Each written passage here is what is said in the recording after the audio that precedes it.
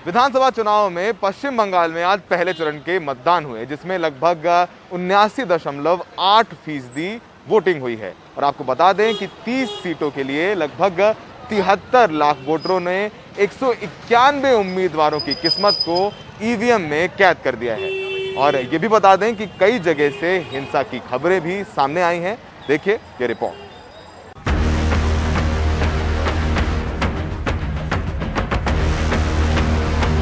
लोकतंत्र की खुशनुमा तस्वीरें। कि दीदी खेला होबे या আসল পরিবর্তন? খেলা হবে খেলা হবে दीदी খেলা হবে हाँ होबे তো আসল পরিবর্তন परिवर्तन होबे परिवर्तन होबे। युवा वोटरों ने अपनी मांग भी बताई। मैं एक यंग हूँ तो मैं चाहती हूँ हमारी फ्यूचर का सिक्योर हो, हम जॉब पाए।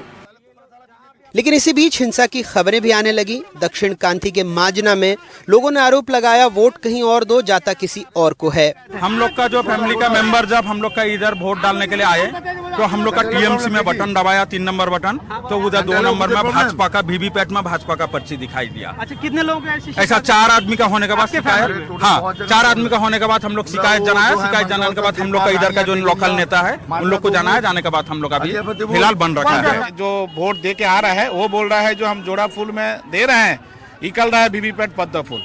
जोड़ा फूल मतलब टीएमसी और टीएमसी निकल रहा है बीजेपी का निकल रहा है। अच्छा तो जो वोट दे के आया है वो हम लोग को बोल रहा है। आपको 5-6 बूथों से 5 बूथ से खबर आया, हम आया अभी आया पोलिंग एजेंट में बात किया, बोला हाँ ये सही है। हालांकि थोड़ी देर बाद पुलिस आई तो विरोध के सुर ढीले पड़े। कहा कुछ संशय था, बात समझ में आ गई। उन लोग बोल रहा है लेकिन हम लोग दिखा रहा है जो वोट दे रहा है सब ठीक है, मतलब मशीन ठीक है, मशीन ठीक है, कोई बात नहीं। मॉक पोल भी ठीक हुआ था, कोई प्रॉब्लम नहीं था, पोलिंग एजेंट भी कोई कंप्लेन नहीं कर रहा था। तो अभी मशीन चेंज कर रहे हैं, मशीन चेंज कर रहे हैं क्या? वोट देके चार्ज निकला है। मशीन ठीक है, ठीक है, ठीक है, मशीन ठीक है, मशीन ठीक है। आपका नाम दादा? बाबुल खान। बाबुल खान। हाँ। तो आपको कोई दिक्कत नहीं? नहीं। तो जो हंगामा हो रहा है बाहर से बोल रहे हैं वो ठीक नहीं, ठीक है, ठीक चले। इसको टेक्निकली कुछ प्रॉब्लम्स है, इसको टेक्निकल समझने में कुछ प्रॉब्लम है। अच्छा ऐसा कोई दिक्कत नहीं है? ऐसे कोई दिक्कत नहीं है मशीन में। जहाँ तक हम लोगों के पास हम लोग तो भीतर नहीं घुस सकते, तो कुछ मिसकॉन्सेप्शन है, क्लियर हो जाएगा, वोट देने लगेंगे सब वोट। आप लोगों का कंफ्यूजन नहीं, हम लोग का कंफ्यूजन क्लियर हो गए हैं।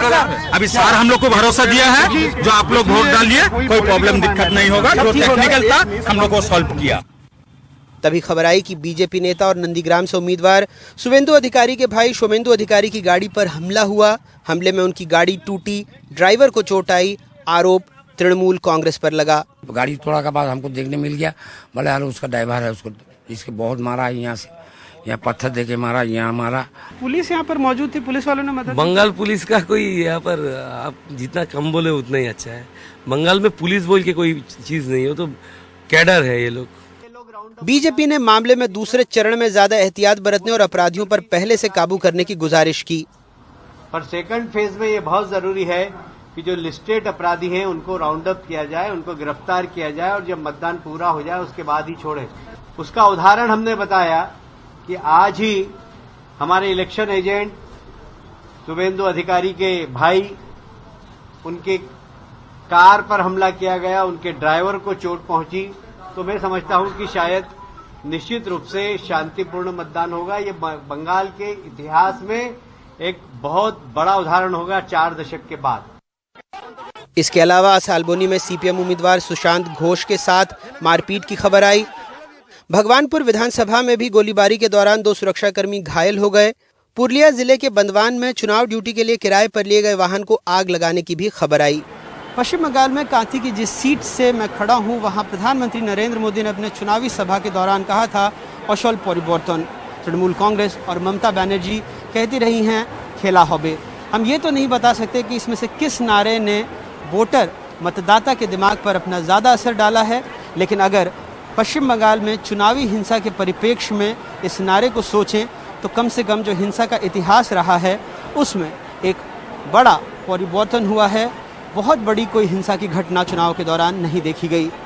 कांती में अपने कैमरा सहयोगी रिजवान खान और मोनीदीपा बैनर्जी के साथ अनुराग द्वारी, एनडीटीवी इंडिया। असम में भी आज पहले चरण का मतदान हुआ। कुल 136 सीटों में से 47 सीटों के लिए आज वोटिंग हुई। और आपको बता दें कि पूरे असम में बीजेपी की सरकार है और बीजेपी की पूरी कोशिश है कि वो अपनी जमीन कांग्रेस को ना दे दे और वहीं कांग्रेस अपनी खोई हुई जमीन के लिए लगातार प्रदर्शन कर रही है, कोशिश कर रही है कि उनका प्रदर्शन बेहतर हो और वो वापस सत्ता में आ जाए। इसके अलावा असम जातीय परिषद और अखिल गोगोई कांग्रेस के वोट काट सकते हैं। हमारे सहयोगी रतनदीप और मनीष कुमार की ये रिपोर्ट। असम के 11,000 मतदान केंद्रों के बाहर लंबी कतारें देखने को मिली। पहले चरण में 47 सीटों के लिए वोट डाले गए। जिन 264 उम्मीदवारों की किस्मत का फैसला मतपेटियों में बंद हो गया, उनमें मुख्यमंत्री सर्बानंद सोनोवाल, एजीपी प्रमुख अतुल बोरा, प्रदेश कांग्रेस अध्यक्ष रिपुन बोरा, विधानसभा स्पीकर हितेंद्र नाथ गोस्वामी, नेता प्रतिपक्ष देबब्रता सैकिया और कैद सीए विरोधी कार्यकर्ता अखिल गोगोई शामिल हैं। असम के मुख्यमंत्री सर्बानंद सोनोवाल ने दिन की शुरुआत डिब्रूगढ़ में पूजा के साथ की, फिर जाकर मतदान किया। सबके लिए शांति, सब हाँ, पार्टी के लिए तो जीत, हाँ, पार्टी के लिए तो जीत। मैंने बोला सब हमारे जितना उम्मीदवार है सब जीत के आए। Talking to a representative. Assam में अगली सरकार हमारी बनी तो हम आश्वासन देते हैं कि बेरोजगारी, महंगाई और अमीरों और गरीबों के बीच बढ़ती खाई जैसी समस्याओं का हल निकालेंगे। असम के शहरों, गांवों से लेकर चाय बागानों तक मतदान शांतिपूर्ण रहा।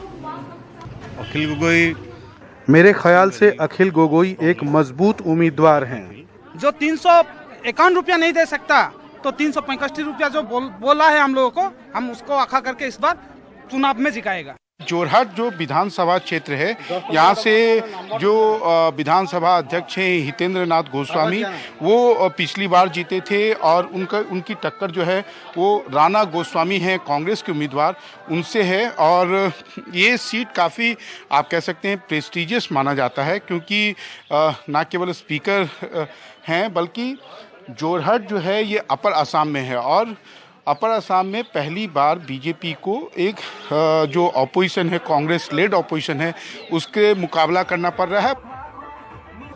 आसार है कि दूसरे और तीसरे चरणों में कांग्रेस गठबंधन के सहयोगी जैसे बदरुद्दीन अजमल और बीपीएफ सत्ताधारी गठबंधन को कड़ी टक्कर दे सकते हैं। ऊपरी असम से संजय चक्रवर्ती, नकुल राभा, मनीष कुमार और रत्नदीप चौधरी की रिपोर्ट, एनडीटीवी इंडिया।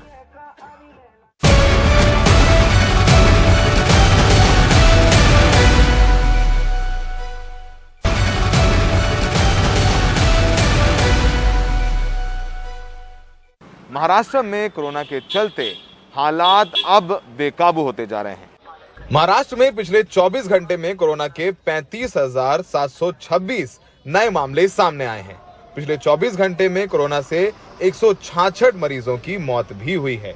महाराष्ट्र में कोरोना वायरस के एक्टिव मामले भी बढ़कर 2,42,451 हो चुके हैं। मुंबई में भी पिछले 24 घंटे में कोरोना वायरस के 6,100 से ज्यादा नए मामले सामने आए और 12 मरीजों की मौत हुई। मुंबई में कोरोना वायरस का रिकवरी रेट भी कम होकर 86% हो गया है। मुंबई में कोरोना वायरस के 41,609 एक्टिव मामले हैं।